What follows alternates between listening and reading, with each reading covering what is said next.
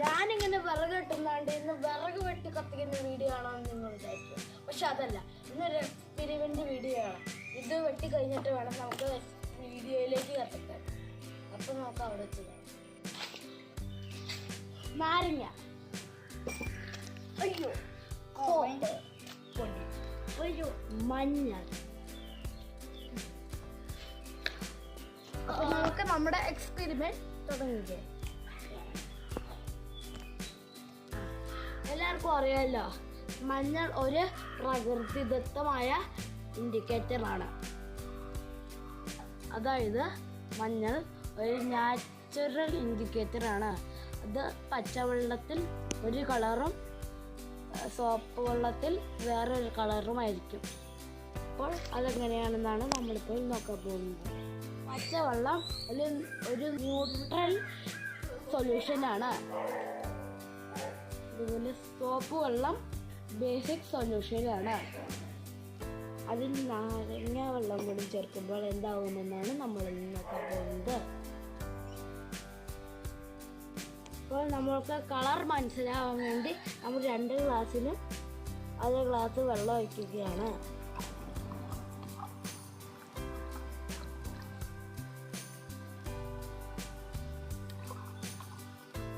ഒരു ഗ്ലാസ് വെള്ളത്തിലേക്ക് നമുക്ക് ഇച്ചിരി മഞ്ഞൾപ്പൊടി ആഡ് ചെയ്യാം.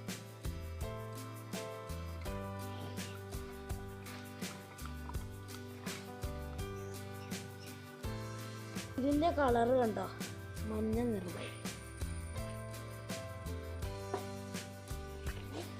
ഇത് സാധാ വെള്ളം. ഇനി നമുക്ക് ഇതിലോട്ട് പൊടിക്ക് ഇത്തിരി സോപ്പ് പൊടി ചേർത്ത് കൊടുക്കാം. ഇത് ഇത്ര സോപ്പ്.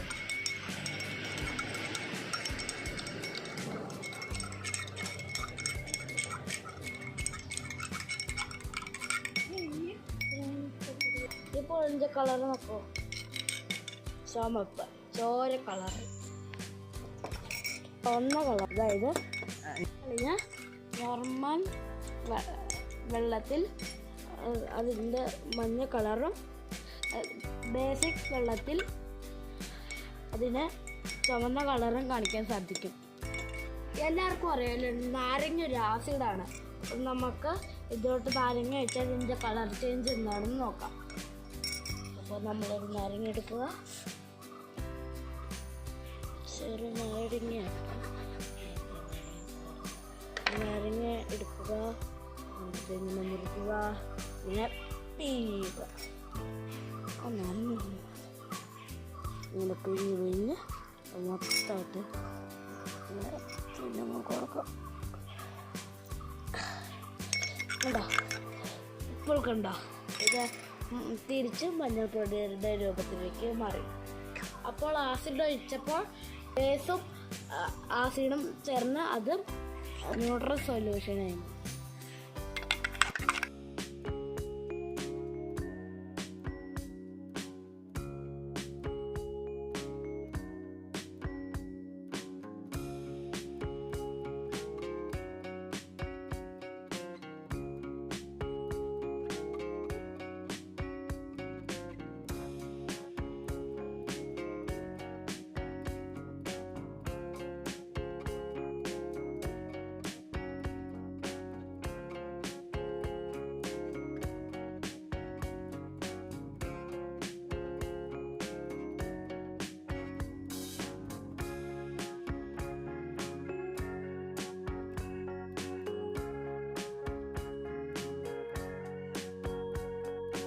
അപ്പോൾ എല്ലാവർക്കും വീഡിയോ ഇഷ്ടപ്പെട്ടെന്ന് വിചാരിക്കുന്നു. അപ്പോൾ നിങ്ങളൊന്ന് ട്രൈ ചെയ്ത് നോക്കണം.